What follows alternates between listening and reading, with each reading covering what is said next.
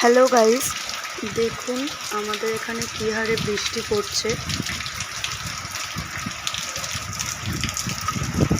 বৃষ্টিতে মনে হচ্ছে আজকে ঘরেতে জলই ঢুকে যাবে, বাট কী আর করা যাবে।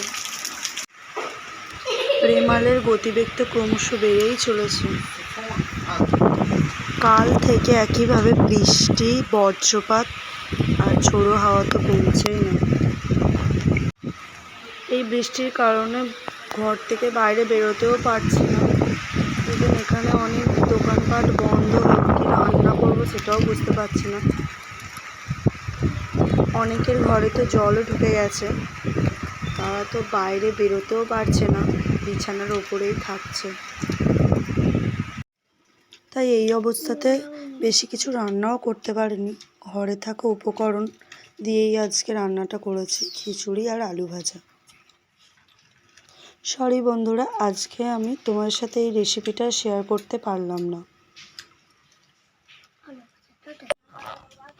তো আমি এখন দেখাবো বন্ধুরা, এখানে ঘূর্ণিঝড় রেমালের প্রকোপে আমাদের এখানের পাড়াটার কী অবস্থা। তো বন্ধুরা দেখো, এটা রাস্তা না পুকুর কোনোভাবেই বোঝা যাচ্ছে না, বাট এটা হচ্ছে আমাদের এখানের রাস্তা। দেখো কী হারে আমাদের ঘরের সামনে জল উঠে গেছে, আর একটা মাত্র সিঁড়ি বাকি আছে, তো আমাদের ঘরেও তাহলে জল ঢুকে যাবে। আমাদের এখানেও তো তবু ভালো যে লোকের বাড়িতে বাড়িতে শুধুমাত্র জলটাই ঢুকেছে, কিন্তু অন্যান্য আরও অনেক জায়গাতে অনেক ক্ষয়ক্ষতি হয়েছে। তার ফলে অনেক মানুষ মারাও গেছে, আরও ঘর বাড়িও ভেঙে গেছে।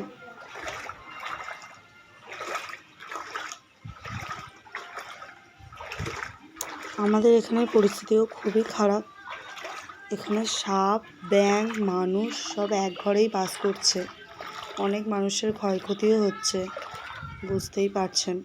দেখুন কী হারে এখানে জলটা উঠেছে। পুরো এটা কি কোনো রাস্তা নাকি কোনো পুকুর কোনোভাবেই বোঝা যাচ্ছে না। তো বন্ধুরা দেখো, এটা হচ্ছে আমার জ্যাঠা শ্বশুরের বাড়ি। তো ওদের ঘরেও জল ঢুকে গেছে, জলের সমস্ত জিনিস ভাসছে। তো কি করবে সেটা বুঝতে পারছে না। দেখো রান্নাঘরটা আর হচ্ছে ঠাকুর ঘরটা পুরোটাই ডুবে। আজকে মনে হয় ওরা বিছানাতেই রান্না করবে। অবস্থা খুবই শোচনীয়, খুবই খারাপ অবস্থা। তো আজকের জন্য আমি এইটুকু ভিডিওই সংরক্ষণ করেছি। তো বন্ধুরা এখন আমি ফিরে এসেছি আমার বাড়িতে, বাড়ির রাস্তায়। তো কালকের আপডেট নিয়ে আমি আবার ফিরে আসবো। ওকে, বাই বাই, সি ইউ।